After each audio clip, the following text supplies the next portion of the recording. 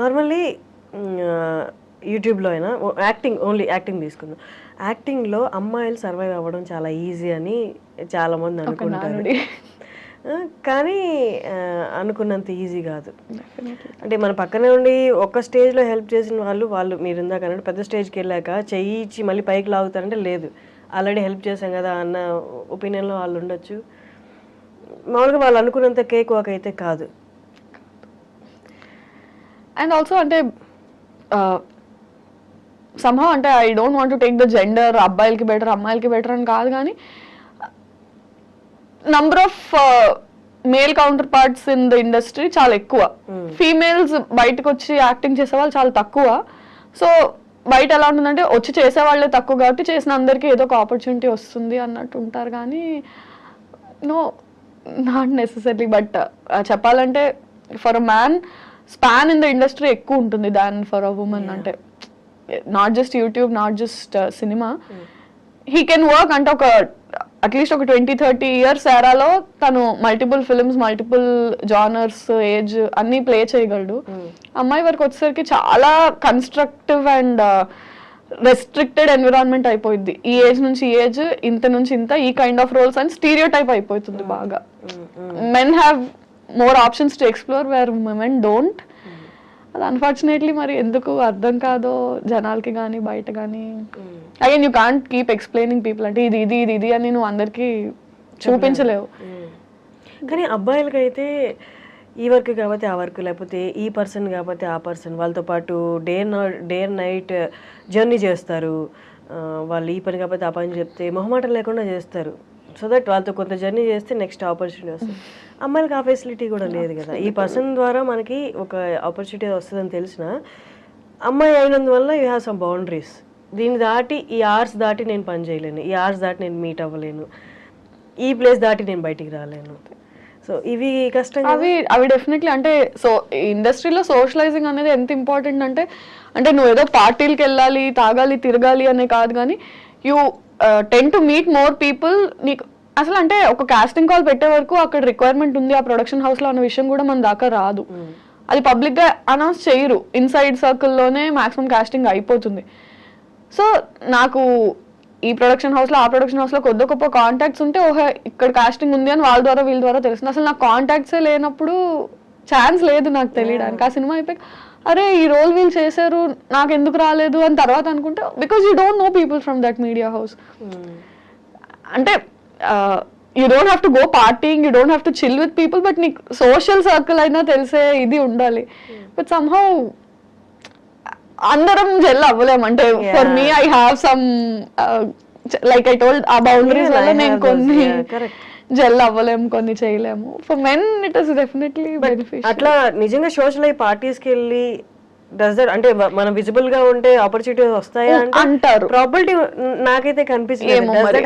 I here from people అంటే socialise వెళ్ళు, parties వెళ్ళు అని కాదు, you have to have at least a professional relationship with everybody. అంటే మెయింటైన్ చేయగలగాలి. అంటే you have to know people, people have to know you. అంటే ఇప్పుడు ఒక రీల్ ఫేమస్ అయిందనో ఒక వీడియో ఫేమస్ అయిందనో ఓహో ఈ అమ్మాయి చేస్తుంది అని దాని ద్వారా కాదు, అట్లీస్ట్ దాని తర్వాత తెలిసినా సరే ఈ అమ్మాయి ఎక్కడ వర్క్ చేస్తుంది, so and so director, hello అండి, హాయ్ బాయ్ అన్న పరిచయం అయినా మనుషులతో ఉంటే they'll keep considering you when there are opportunities. అంటే you have to be visible.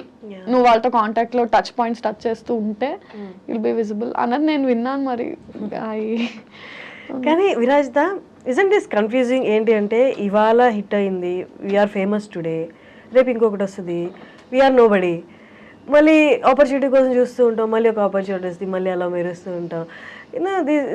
అంటే ఇదంతా ప్రెషర్లా ఉండదా? Keep on running. పెద్ద స్టార్స్ తీసుకుంటే తప్ప మిగతా జర్నీ అంతా అలాగే అంతే ఉంటుంది. That is why fixed job, set source of income ఎందుకు ఉండదు మనకి అంటే some days we're very busy, some days we're very free. అంటే వస్తే మనకు అన్ని పనులు ఒకే రోజు వచ్చి పడతాయి, లేని రోజు somebody call me, somebody give me some work అన్నట్టు ఉంటుంది. I don't understand. అంటే 9 to 5 జాబ్ ఎలా ఉంటుందంటే వీకెండ్స్ చిల్ అవుతారు, మండే టు ఫ్రైడే వర్క్ చేస్తారు, ప్యాటర్న్ ఉంది. మనది ప్యాటర్న్ లేదు. నీకు షూట్ ఉంది అంటే పండగ లేదు, పబ్బం లేదు, ఆదివారం లేదు, ఏం లేదు, నువ్వు వెళ్ళి వర్క్ చేయాలి, అదే పండుగ అంతే. Because for you your work is everything. అంటే నువ్వు ఆ సెక్యూర్డ్ లైఫ్ వద్దనుకుని కదా వచ్చావు. You can't complain about this also. నువ్వు హజల్ చేయడానికి ప్రిపేర్ అయ్యావు కాబట్టి యూ హ్యావ్ టు హజల్ అంతే. దర్ ఇస్ కానీ ఆ హజల్ కొంతవరకు కొందరు సిచ్యువేషన్లో కొంతవరకు భలే టార్చర్లా ఉంటుంది. ఒక్కొక్క రోజు వర్క్ వచ్చిందా ఈ టార్చర్ అసలు గుర్తురాదు, పరిగెడతాం మళ్ళీ. Is it the same? Yeah of course will love our work. అంటే దేనికోసం అయితే అన్ని వదులుకొని వచ్చామో will live for that. And bad days అంటారా, don't you think it's there, it's just there. Every other day మనకి ఏదో ఒకటి starts coming up. And sometimes work ఉన్నా కూడా you have such a bad day right from the day you wake up వెళ్ళేదాకా.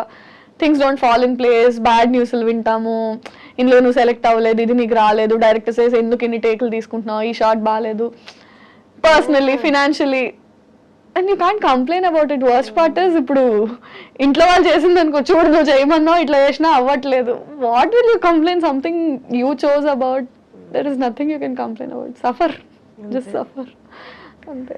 But ఈ graph up and down graph అనేది ఒక point తర్వాత అంటే అంత బాయిల్ అప్ అయ్యి అలా అలా ఏం అనిపిస్తుంది. ఐ మీన్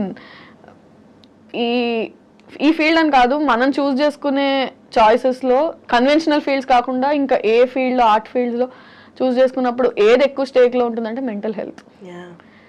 అంటే ఫినాన్షియలీ నువ్వు సస్టైనబుల్గా ఉన్నా ఉండకపోయినా mental health wise you have to, అంటే ఎంత పర్సనల్ షిట్ నడుస్తున్నా యూ హ్యావ్ టు బి. అంతే కదా. ఇప్పుడు నేను కెమెరా యాక్షన్ చెప్పక ముందు నేను ఇక్కడ ఏడుస్తూ కాల్ చేస్తూ ఫోన్లో అరుచుకుంటూ ఇది చేస్తా అది చేస్తా, ఇప్పుడు యాక్షన్ చెప్పగానే you have to be like hi, you have to act. Mental health is always at stake for any choice that you make in life. అంటే కన్వెన్షనల్గా వెళ్ళిపోతున్న లైఫ్ కాకుండా ఏది చూస్ చేసుకున్నా నువ్వు చేసుకున్నావు కాబట్టి నువ్వు పడాలి. యా చాలా ఉంటాయి. బట్ ఏ ఫీల్డ్లోనైనా తీసుకున్నా నీ ఒక వర్క్ నచ్చలేదన్నో, లేకపోతే నువ్వు అప్పుడు ఆ పర్టికులర్ టైంలో అక్కడ అలా బిహేవ్ చేయడం నచ్చలేదేమో అని కామెంట్ చేస్తారు. అది కూడా డైరెక్ట్గా లేకపోతే సివియారిటీని బట్టి, ఇండైరెక్ట్గా లేకపోతే డైరెక్ట్గా సివియారిటీని బట్టి. ఇక్కడ ఏంటి అంటే పొద్దున్న లేస్తే దే కెన్ కామెంట్, అంటే మనమే రైట్ ఇచ్చినట్టు ఇండస్ట్రీలో, విజిబుల్ ఇండస్ట్రీలో ఉన్నప్పుడు టాప్ టు బాటమ్ దేని మీదైనా కామెంట్ చేయొచ్చు. అండ్ నీ క్యారెక్టర్ మీద కామెంట్ చేయొచ్చు, నీ బిహేవియర్ మీద కామెంట్, అంటే ఇక్కడ బౌండరీస్ ఏం లేదు, దేని మీదైనా కామెంట్ చేయొచ్చు, ఎవరైనా కామెంట్ చేయొచ్చు. నువ్వు డిఫెండ్ చేయడానికి వద్దనడానికి కూడా ఏం లేదు. ఎందుకంటే అరే నువ్వు పబ్లిక్ ఫిగర్ అంటే పబ్లిక్ రైట్ ఉంది నీ గురించి మాట్లాడడానికి. ఉందా? ఓ ఉందేమో. అంటే ఇట్స్ లైక్ దాట్. అంటే యూ డోంట్ హ్యావ్ సే అరే ఇలా ఎందుకు అన్నారు అంటే మా ఇష్టం. అంత అనకూడదు అంటే ప్రైవేట్గా ఉండు. ఇప్పుడు నువ్వు నీ లైఫ్ని తీసుకొచ్చి పబ్లిక్గా పెట్టావు కాబట్టి అనే రైట్ నాకు ఉంది. ఓ ఉందా? ఓకే. అంటే స్టార్టింగ్లో this use to trigger so much. అంటే మనం చిన్నప్పటి నుంచి ఇలా నలుగురితో మాటలు పడ్డం అలవాటు చేసుకుని ఉండం కదా. సో ఏదైనా ఇంట్లో ప్యాంపర్డ్గా ఉంటాము, ఫ్రెండ్స్ అలా ఉండే టైప్, సడన్ గా you get too much attention which is good, and also too many comments that you can't handle from all the ways. Too much of bashing also, ఒకటి తప్పు అలా ఇలా. And our mind is such that 10 మంది పొగిడినా ఒక్కళ్ళు ఏం negative పెట్టారో అవునా ఇలా అన్నారంటే is something wrong with me అటే వెళ్తుంది. our mindsets are like that. అది స్టార్టింగ్లో it use to effect me so badly. తర్వాత I have better things to worry about, man. I mean, I have to deal with life. I don't have time for this. Jo hai so hai. Okay, viewers comment చేస్తున్నారు ఇదంతా మనకి దూరంగా ఉన్న వాళ్ళు. Okay fine, ఒక ఆడిషన్కి వెళ్ళినా, audition తీసుకున్నా, ఒక ఆడిషన్కి వెళ్తే అంటే ఆడిషన్కి లోపల అడుగు పెడుతున్నప్పుడే you gave them right. Okay నేను ఇప్పుడు ఆడిషన్ ఇస్తా, నువ్వు నా యాక్టింగ్ గురించి కామెంట్ చేస్తావా, నా పర్సనాలిటీ గురించి కామెంట్ చేస్తావా, లేకపోతే పక్కకి వెళ్ళి అట్లంటే ఇట్లంటే నా క్యారెక్టర్ గురించి కామెంట్ చేస్తావా. ప్రొఫెషనల్గా డీల్ చేయాల్సి వచ్చినప్పుడు ఇట్స్ మోర్ హర్టింగ్ కదా. అంటే as long as it's not in front of you and are on your face, it doesn't make a difference. వెనకేం మాట్లాడినా I can't go correct everybody that is talking behind my back, don't do this, I'm nice person అంత నా explain. సరే నా ముందు on my face definitely they don't do it, on your face if it. But did anyone అంటే on face చెప్పారా? చెప్పరు కదా, అదే అంటున్నాను. On face they don't do it. And somehow ఎక్కడైనా లైన్స్ క్రాస్ అయ్యి ఆన్ ఫేస్ ఉన్నా we're stubborn enough to talk. ఎందుకట్లా యూ కాంట్ డూ దిస్ అని మాట్లాడే స్టేట్ లో మనం ఉంటాం కాబట్టి we will discuss about. But ఎప్పుడైనా సిచ్యువేషన్ వచ్చిందా ఆయన వాళ్ళని ఫేస్ మీద అన్నా ఆ వర్క్ ఎన్వైరన్మెంట్లో ఉన్నాం కాబట్టి, ఆయన ఒక డైరెక్టర్ పొజిషన్ లేకపోతే ఇంకేదైనా మంచి పొజిషన్లో ఉన్నారు కాబట్టి మీకన్నా హై పొజిషన్ ఉంటే తిరిగి ఆయన కామెంట్ చేయలేను అని జస్ట్ స్మైల్ చేసి పక్కకు వచ్చేసిన సిచ్యువేషన్స్ ఉన్నాయా? పక్కకు వచ్చిన సిచ్యువేషన్స్ ఉన్నాయి, అనేసిన సిచ్యువేషన్స్ ఉన్నాయి.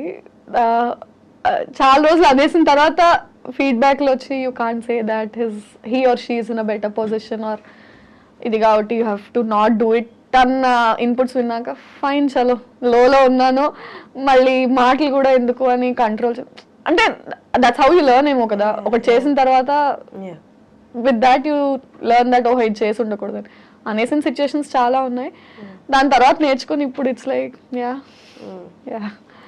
ఇప్పుడు అంటే 4 ఏళ్ళు అయిపోయింది కదా సో ప్రో అయిపోయాం okay what ever you say I'm at your service fine ఇప్పుడు అర్థమైందా అంటే ఎక్కడెక్కడ అబ్స్టికల్స్ ఉంటాయో మనకి ట్రిగ్గర్ అయిపోతుంది కదా ఈజీగా తెలుస్తుంది దట్ సేఫ్ ప్లే ఇక్కడ ఇక్కడ అట్లా వెళ్ళడం వచ్చిందా డెఫినెట్లీ వచ్చింది ప్రొఫెషనల్ గా అదంతా వచ్చి ఎక్కడో దగ్గర వెంట్ అవుట్ ఉండాలి కదా ఫ్రెండ్స్ దగ్గర పేరెంట్స్ దగ్గర ఫోన్ లోనో వెంట్ చేసుకోకపోతే like I said mental health is always at stake ఆ క్షణానికి ఆ నిమిషానికి అర్జ్ కంట్రోల్ చేసుకున్నా somewhere is that butterfly effect is always there. ఇంకెక్కడో ఒక దగ్గర you will take it out. Okay.